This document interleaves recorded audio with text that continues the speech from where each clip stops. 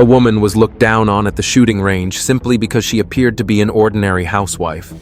No one could have imagined that she was in fact a world-class sharpshooter. "Ma'am, the quilting club's 2 towns over. This here's where folks shoot straight." The wind kicked up loose grit from the red dirt lot as the man's voice carried across the firing range, loud and syrupy with amusement. Just beyond the chain-link gate of Sierra Verde's border. Readiness camp. The morning air still held that dry edge. Part desert, part gun oil. A small crowd in tactical gear chuckled, some half-turning to see what had caught Colton Briggs's attention this time. Grace Walker stood still, one hand gripping the strap of a faded canvas bag slung over her shoulder. She wore plain jeans, a button-down shirt that had seen its share of washings, and a sun hat tugged low over tired eyes. No name patch, no embroidered militia crest, no brand name holster, just a stillness that seemed too quiet for a place filled with ex-Marines, ranchers, and gun enthusiasts. The woman didn't flinch, didn't smile either. A registration tent flapped nearby. Behind the fold-out table, a young clerk in wraparound sunglasses barely looked up from her clipboard. "Ma'am, this event's for certified defense candidates. We can't have civilians wandering around during live fire."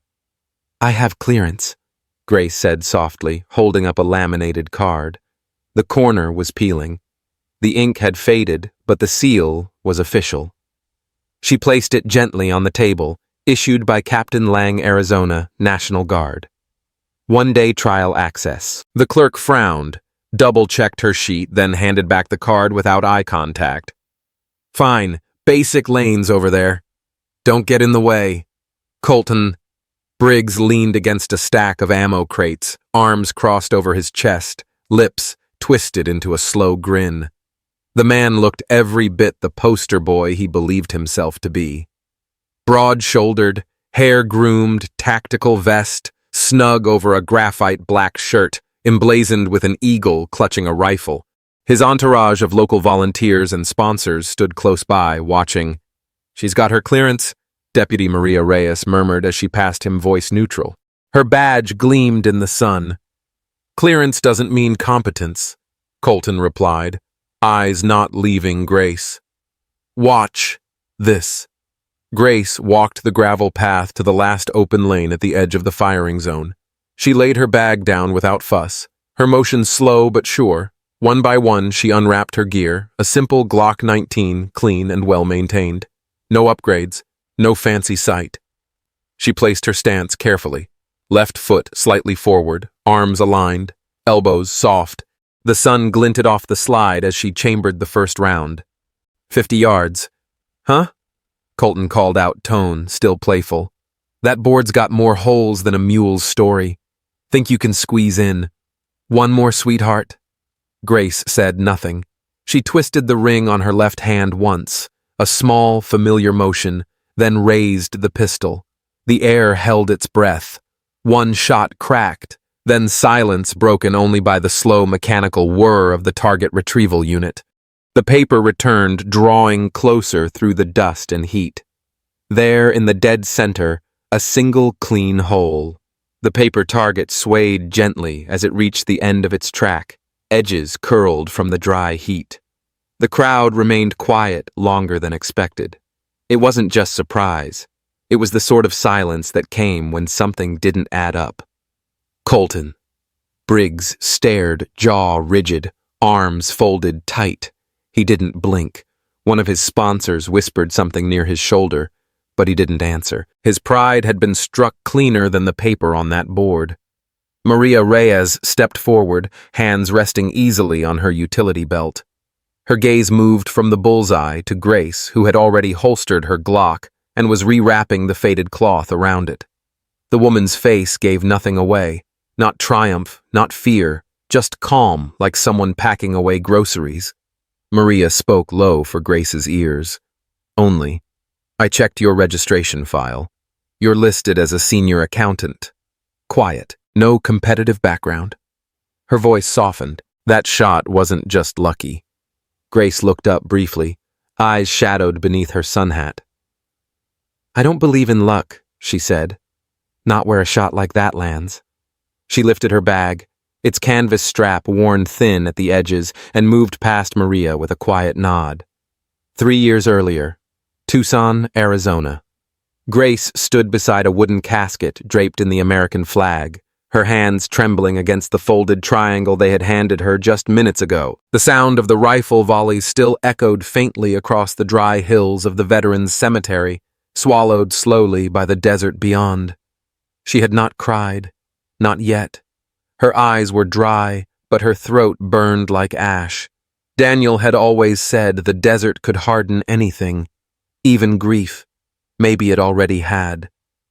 The priest spoke something about service and sacrifice, words that washed over her without landing. What stayed with her was the breeze tugging lightly at her hem, the sharp scent of juniper and gunpowder, and the weight of the flag against her chest. Heavy. Too heavy. Beside her, Jackson Hale stood in uniform, his face drawn and unreadable. His hand hovered behind her shoulder but didn't touch. He knew better. Daniel had been his blood brother in all but name. Same training, same deployments, same scars. He looked at her like someone watching a storm through glass. After the burial, Jackson didn't say much, just walked her to the car and opened the door like her husband used to. Before he left, he placed a small envelope in her hand. "Dan wanted you to have this if anything happened." His voice caught, but he swallowed it. That night, Grace opened it. Inside, one worn photo of her and Daniel at a training range, his arm around her shoulder, both grinning with soot-smudged faces. Folded behind it, a note in his handwriting. "You've got the calm hands, Gracie, better than half the guys I've trained. If I'm not there when you need to remember who you are, pick up the Glock. Go find your breath again." She kept the letter, but the Glock stayed locked away. So did the rest of her, back in Sierra Verde. Grace pulled off to the edge of the range parking lot where the mesquite trees grew thick enough to offer shadow. She sat on the tailgate of her old pickup, the late morning sun bouncing off the dusty windshield. Inside the glove box was the envelope she had carried for 3 years, creased dog-eared but unopened until last week. It had arrived from Jackson. No return address, just a simple line inside. "He wouldn't have wanted you to disappear. 3 years is long enough. Come back to the living." Taped to the bottom was a day pass to the civilian defense readiness trial. She hadn't known whether to be grateful or angry, but something had shifted. Maybe it was time. Maybe something in her had waited for a sign. Maybe the ring on her finger had grown heavier with every year it sat idle, and that's why Lauren is here. Grace Walker had already moved off to the shade near the medic tent, quiet sipping water from a battered canteen she'd pulled from her bag. Her eyes tracked the wind as it shifted dust across the lot, like something unseen was being stirred. Colton Briggs stood at the center of the crowd like a statue cast in sand and iron. His jaw ticked, his hand flexed and reflexed over the holster strapped to his hip. He didn't like what just happened, not one damn bit. And the worst part, he couldn't explain it away. "That's one hell of a fluke," someone muttered near him. Briggs didn't turn. "Flukes don't stand like that," he said. He started walking. The crowd parted like reeds, sensing the change in pressure. He cut across the gravel boots, crunching his voice sharp but smiling. "You know, Miss Walker folks around here respect a good shot, but they respect consistency even more." Grace looked up slowly. Her expression hadn't changed since the first shot rang out. Neither proud nor cautious, just composed. "I didn't come for respect," she said. "I came for the range." Briggs let out a single amused huff.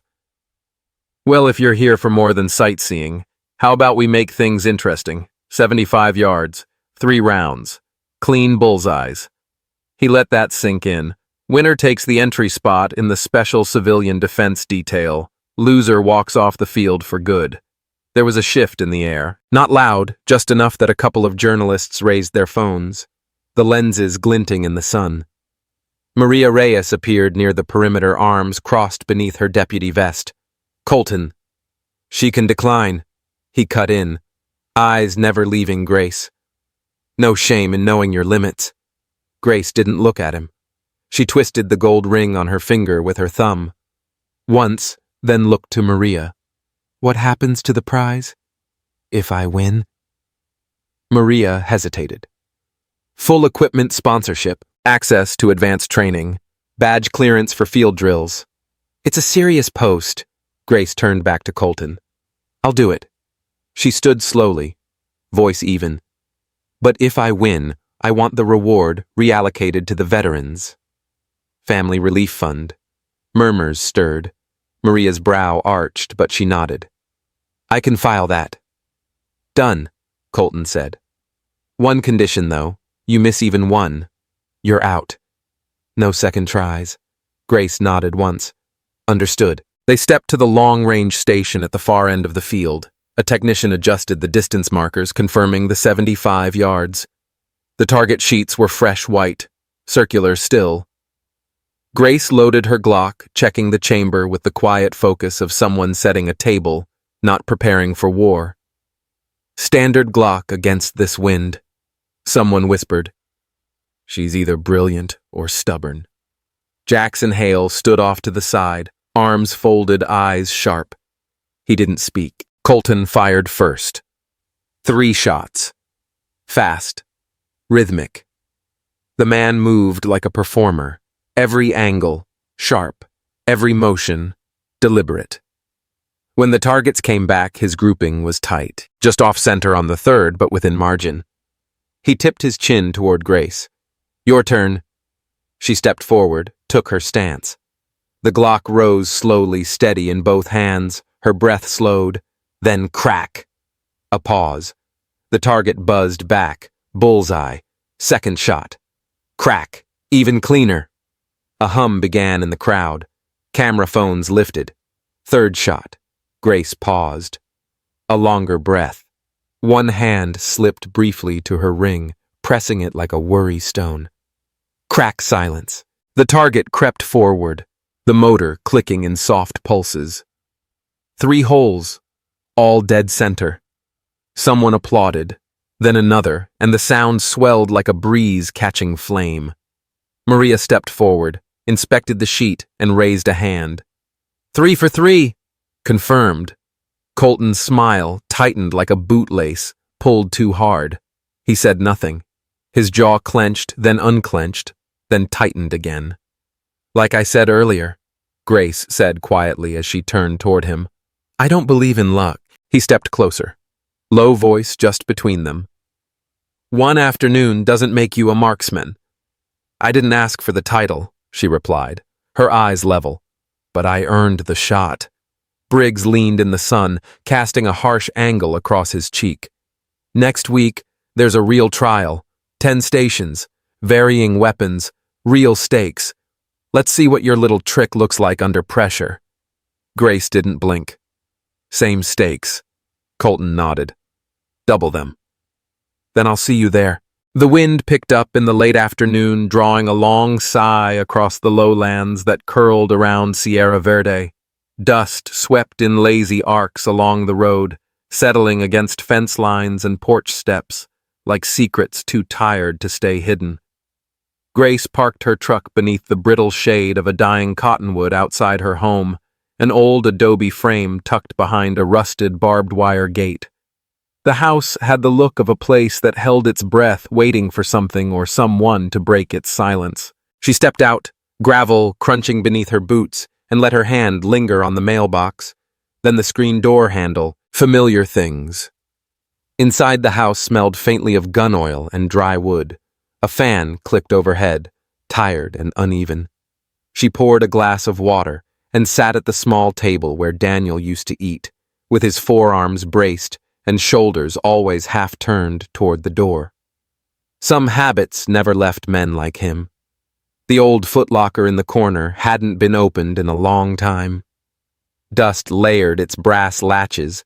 She knelt, opened it carefully. Beneath a folded flag and a pair of worn gloves was Daniel's black notebook, tape-wrapped spine, dog-eared pages, margins filled with tight handwriting and little hash marks. She flipped it open. Page after page of range maps, wind formulas, site, offset equations. But between those technical notes, she found his voice. Wind from the west today. Grace overcompensated. Still hit inner ring, calm under pressure. A knock at the door.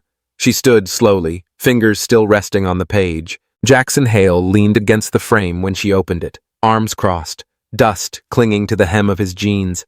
His hair had gone grayer in the past year, but his eyes were sharp as ever. "You changed your number?" he asked. "No. Then you've been dodging my calls?" She stepped aside without replying, motioning to the kitchen. He poured himself some water. "Didn't sit. I heard about the new trial," he said. 10 stations, variable weapons, Colton's pulling strings. Grace closed the notebook with care and returned it to the footlocker. "He's laying traps," Jackson continued. "Field guns, modified triggers, unfamiliar recoil patterns." "I know," she said. He studied her. "Then why agree to it?" Grace leaned against the counter, arms crossed. "Because this isn't just about Colton anymore." He nodded slowly. "You're not just fighting for Daniel." "No," she said quieter. "I'm fighting for every widow who buried a uniform. For every promise made across a kitchen table and left behind on a mountainside." Jackson looked down at the floorboards, then back at her. "Then you'd better train smarter than he expects." She smiled faintly. "Already started." 3 days later. Grace stood alone at a shuttered military range 20 miles past the last mile marker tucked behind a dead canyon. The wind here was sharper, less forgiving. Targets had been left out to rot, bullet-pocked silhouettes swaying on bent frames. She pulled the long black case from her truck and unlatched it. Inside, the TAC 338 shimmered with age and reverence. Heavy stock, custom bolt. A monster if not handled right. She'd only seen Daniel use it once during a dry-run simulation when he still limped from an old injury. He'd never let her touch it then. "This one's for work," he'd said. Now it was in her hands. The first shot rang out jarring and wide. The scope kicked her shoulder with a stubbornness she hadn't expected. She exhaled and tried again. The second shot clipped the edge of the target. Third one was closer. A crunch of tires sounded behind her. She turned. A tall figure approached. Sun-scorched boots, desert camo sleeves rolled up a lean face, shaded by a battered patrol cap. "Mrs. Walker?" the man asked. She nodded slowly. "Lieutenant Kyle Moreno," he said, offering a gloved hand. "I served with your husband, Sonora, 17. She shook it. Daniel mentioned you." Moreno smiled faintly. He was a ghost, even before they called him that. "But damn, he talked about you like you were steadier than his rifle." She said nothing, letting the words settle. "I heard you're gearing up for something ridiculous," he said, nodding toward the TAC mind. "If I lend a hand?" She hesitated. "Daniel left this," he added, reaching into his vest. He handed her a folded sheet. Wind formulas, cross-referenced by humidity index. His handwriting. Her breath caught. The ink was faded, but it was his slanted, neat, efficient grace unfolded the sheet carefully and laid it next to her scope. They trained until the sun dipped behind the ridge and shadows grew long across the range. The flags cracked under a hard wind, their stars and stripes slapping against the metal poles like they meant to be heard. Sierra Verde's temporary combat field stretched wide beneath a sky bleached bone white by the desert sun. There was no shade, no softness, just the clang of steel, the dry sting of sand, and the cold gleam of a dozen high-definition lenses trained on the 2 competitors who stood at opposite ends of the makeshift arena. The press had come in full regional outlets, 2 national crews and a military blog known for glorifying grit. They weren't just here for sport, they were here for story. A decorated ex-Marine with political donors in his back pocket facing off against a civilian woman no one could place. A mystery with a quiet stare and perfect aim. The narrative was too good to ignore. Colton Briggs thrived under the lights. Dressed head to toe in matte black tactical gear logos stitched with precision, he made a slow circuit of the crowd before the match, pausing just long enough for handshakes and photo ops. His smile had an edge to it, tight, practiced, confident to the point of smugness. At the other end of the field, Grace Walker stepped down from her truck with a small canvas bag slung over one shoulder. Her boots kicked up dust as she walked, her frame lean but steady. She wore no armor, no sponsor patches, no bravado, only the old blue shirt Daniel used to say brought her luck, and the notebook he left behind tucked carefully into the side of her bag. Like scripture. Maria Reyes met her at the registration line, tension drawn across her brow like a shadow that wouldn't lift. Her voice was low. There are whispers about certain weapons being prepped with modified settings. Nothing. Overt. Nothing. I can prove, but it's not paranoia either. Grace nodded once. Understood. Maria studied her face. You don't have to do this. Grace's gaze didn't waver. Yes, I do. The trial began with Station 1, a simple semi-auto pistol at 25 yards. Colton fired with speed and flair, drawing an audible cheer when the final shot hit, just inside the ring. Grace took her position. She didn't rush. Her movements were quiet and spare.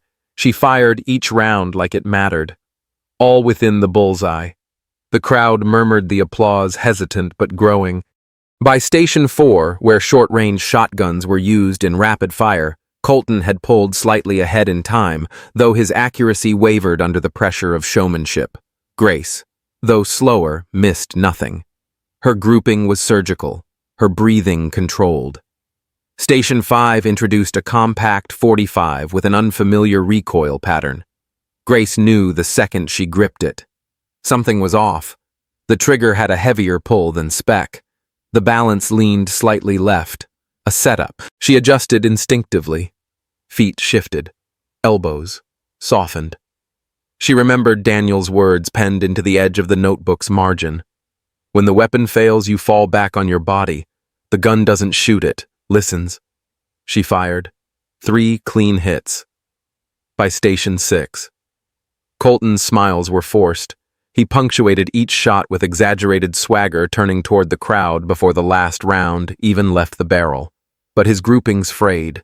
His rhythm cracked. At Station 7, Grace loaded the carbine without looking at the crowd, every motion precise. A hushed awe began to ripple through the viewing stands. Jackson Hale, seated behind the judge's box, watched with arms crossed and jaw tight. Station 8. Wind picked up, dragging coarse sand through the field. The rangemaster called for stillness. Colton approached the stand with a theatrical shrug and leaned close enough for Grace to hear, but not the cameras. "Your husband ever shoot from this spot?" he asked, voice slick. I heard the cartel didn't miss. The silence that followed was sharp enough to bleed. A few spectators stiffened. One man muttered a curse under his breath. Grace didn't look at Colton. She raised her weapon. One-shot bullseye. She stepped away and whispered beneath her breath, "This one's for him." Station 9 came and went in a blur of tension and precision. Their scores stood near even. The crowd no longer favored anyone. They simply watched quiet, electric, unsure of what they were witnessing. Then came Station 10. The TAC 338 waited at the end of the range, a long beast of a rifle mounted on a tripod, angled toward a steel silhouette nearly 800 yards away. A target so far it shimmered with heat distortion.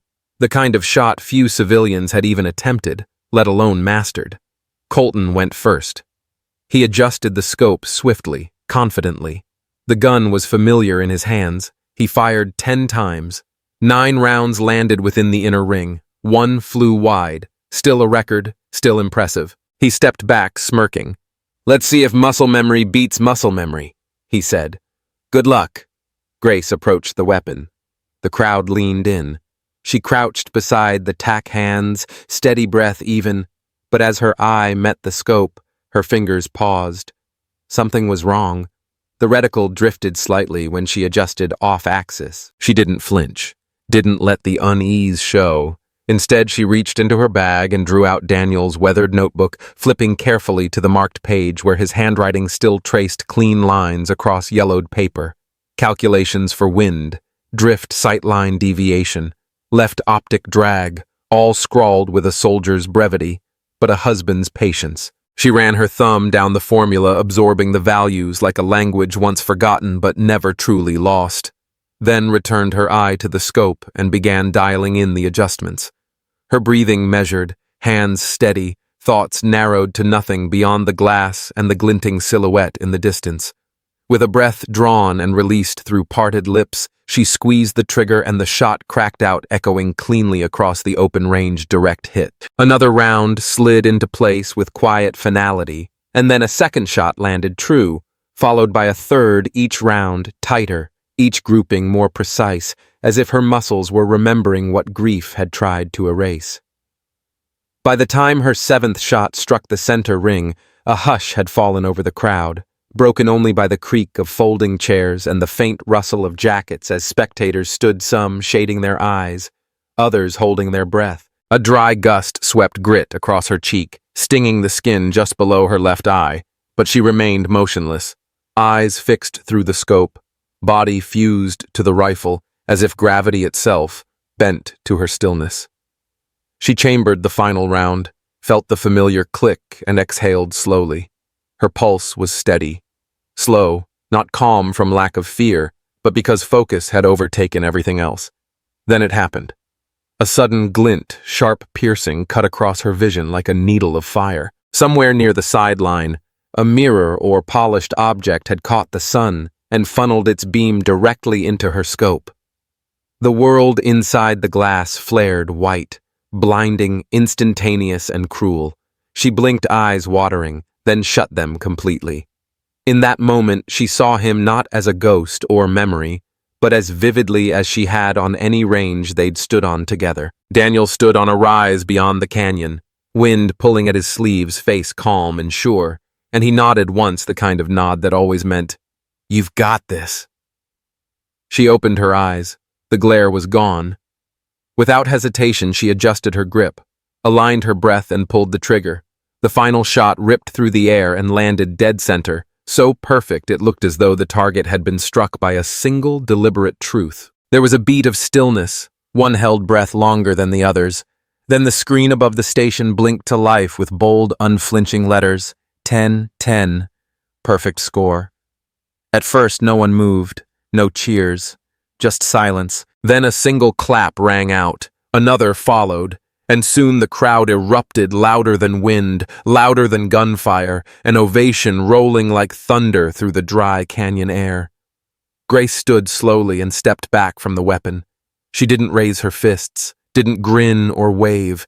Instead, she reached for the ring on her left hand, pressed her thumb to its surface once, and let her fingers fall to her side as she walked back into the sunlit dust. Jackson rose from his seat near the back, not cheering, not moving, just watching with an expression more solemn than proud, as if witnessing something sacred. And Colton. He stared at the target like it had betrayed him. His jaw locked, the skin around his eyes drawn tight. He wasn't looking at Grace anymore. He was looking at what she symbolized. Not a woman with a gun, not even a competitor, but the reckoning he could no longer escape. The storm he had tried to summon only to find it already had a name. The wind that had once carried dust and challenge now moved differently, slower, steadier, almost reverent, as if the very air had taken note of what had happened on that dry patch of earth. In Sierra Verde, Colton Briggs stood rigid beneath the shadow of the scorched scoreboard, his jaw locked, one hand twitching near his sidearm, though he wouldn't dare draw it now. Cameras were trained on him from every angle. Maria Reyes stepped forward, holding a regulation-issued tablet with the confidence of someone who had waited long enough to speak. "We reviewed the surveillance from every station." She said, her voice flat but final. She tapped the screen, revealing footage. "This shows your technician tampering with calibration before the event began." A hush fell across the gathered crowd, press vets, officers, and townsfolk alike. Faces turned, expressions tightened. The man who had claimed to represent grit and honor now stood exposed, his legacy chipped down to wires and ego. Grace didn't move from her place beside the TAC 338. She didn't gloat, didn't flinch. Her eyes stayed on the flags above their cloth edges, dancing quietly. Some storms didn't need thunder to be remembered. The headlines rolled in by nightfall. Widow of fallen officer dismantles defense. Icon in historic border match. Sabotage. Revealed Briggs, suspended. Indefinitely. Silent. Shot. Loud. Reckoning. Colton's sponsors withdrew quietly.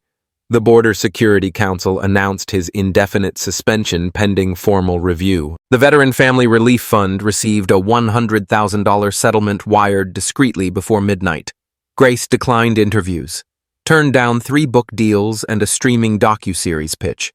What she did accept was quieter, a position at the Sierra Verde Veteran Outreach Center, leading a new program in restorative marksmanship, where breathwork mattered as much as bullet grouping. They called it the Daniel Walker Memorial Range. At the dedication ceremony, Grace stood behind a repurposed ammo crate, its wood sanded clean and turned into a podium. The desert wind caught strands of her hair as she looked out at the rows of folding chairs, filled with former soldiers, grieving families and kids too young to know what kind of world they'd inherited. "We don't teach folks how to shoot so they can fight," she said. "We teach them so they can feel whole again, so they can aim steady, breathe deeper, and maybe remember who they are." Applause swelled like a rising tide, and this time, no one looked away. The woman once dismissed at the range now stood at its helm, not as a footnote, but as a beginning. If this story touched your heart, don't forget to like and share it. Leave a comment to tell us how it inspired you, and if you haven't already, subscribe to the channel. May God bless you and be with you every step of the way.